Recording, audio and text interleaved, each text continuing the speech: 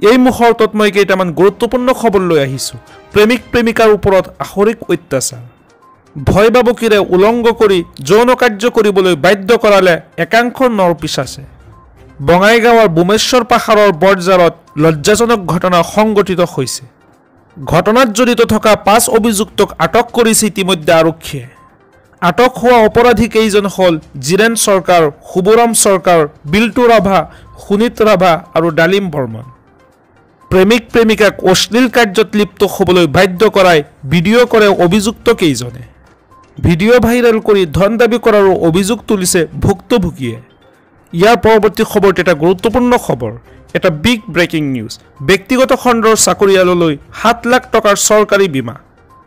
কোনে কৰিব পাৰিব আৰু কিদৰে আবেদন কৰিব লাগিব সকলো তথ্য জনাইছোঁ এই ভিডিঅ'ৰ জৰিয়তে।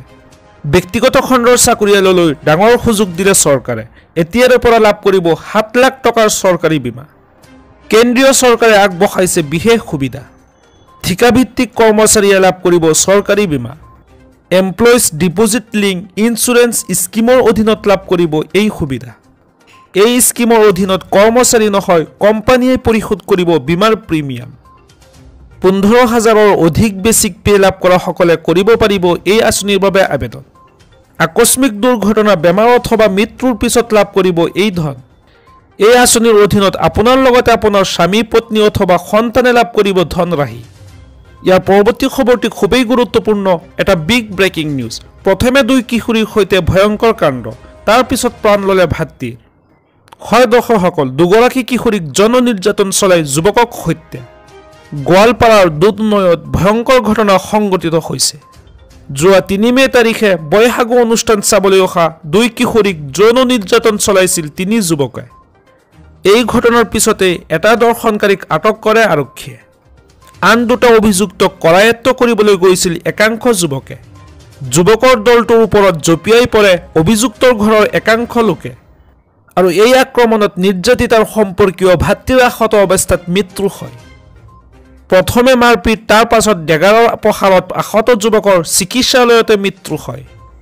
অভিযুক্ত 3 যুৱকক গ্ৰেপ্তাৰ কৰি জেল হাজতলৈ প্ৰেৰণ কৰিছে আৰক্ষীয়ে। উক্ত ঘটনাৰ লগত জড়িত থকাৰ সন্দেহত এগৰাকী মহিলা আৰু আন এজন লোককো আটক কৰিছে আৰক্ষীয়ে।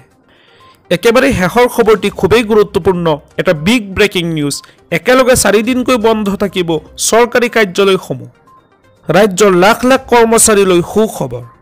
ৰাজ্যৰ চৰকাৰী কৰ্মচাৰীয়ে একেলগে পাব 4 দিনকৈ বন্ধ।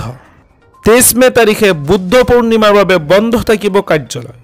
আকৌ 24 মেত মাধৱদেৱৰ জন্ম জয়ন্তী উপলক্ষে বন্ধ থাকিব কাৰ্যালয়সমূহ। ইফালে আকৌ 25 মেত চতুৰ্থ শনিবাৰ হোৱাৰ বাবে বন্ধ থাকিব কাৰ্যালয়সমূহ। আৰু শেষত 26 মে তাৰিখে দেওবাৰ হোৱাৰ বাবে বন্ধ থাকিব কাৰ্যালয়। এটা বিগ ব্ৰেকিং নিউজ। পেট্ৰল পাম্পৰ বিৰুদ্ধে আপুনি দিব পাৰিব অভিযোগ। পেট্ৰল কমকৈ দিয়া, পেট্ৰলত কেৰাচিন মিহলোৱা সন্দেহ হ'লে গ্ৰহণ কৰক পদক্ষেপ। প্ৰত্যেক পেট্ৰল পাম্পতে উপলব্ধ আছে কমপ্লেইন বক্স। সেলছ অফিচাৰে আহি পৰ্যবেক্ষণ কৰে কমপ্লেইন বক্সসমূহ। আনকি সেলছ অফিচাৰ অহা পলম হ'লে ফোন কৰি দিব পাৰিব অভিযোগ। পেট্ৰল পাম্পৰ এখন বিশেষ চাৰ্টত লিখি থোৱা থাকে নম্বৰসমূহ। প্ৰত্যেক পেট্ৰল পাম্পৰ কোম্পানীৰ টল ফ্ৰী নম্বৰ উপলব্ধ আছে গুগলত। টল ফ্ৰী নম্বৰত ফোন কৰি ঠিকনা সহ দিব পাৰিব অভিযোগ। আজিৰ পৰৱৰ্তী খবৰটো এটা গুৰুত্বপূৰ্ণ খবৰ, এটা বিগ ব্ৰেকিং নিউজ। আধাৰ কাৰ্ড নহয়, দেশবাসীক প্ৰয়োজন হৈছে উদ্ধাৰ কাৰ্ড। আকৌ 4ৰ্থ শ্ৰেণী উত্তীৰ্ণ ৰজাৰ কাহিনী।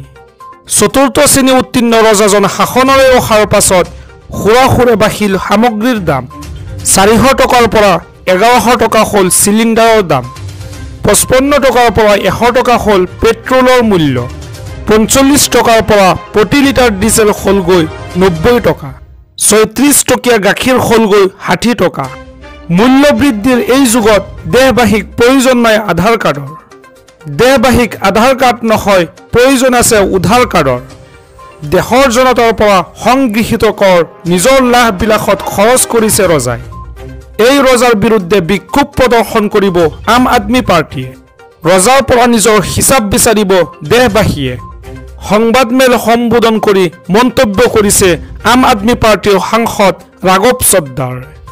আজি আমি একেবাৰে শেষৰ খবৰটো এটা গুৰুত্বপূৰ্ণ খবৰ, এটা বিগ ব্ৰেকিং নিউজ। ব্যৱসায় কৰিবলৈ চৰকাৰে দিব 50,000 টকা। কেনেকৈ কৰিব লাগিব আবেদন, আহক সবিহে জানো।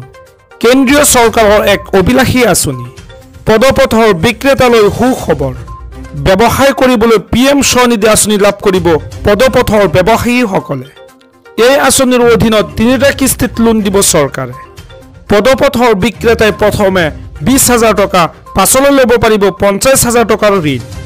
ঋণৰ বাবে প্ৰয়োজন নাই কোনো ধৰণৰ গেৰাণ্টি দিয়া।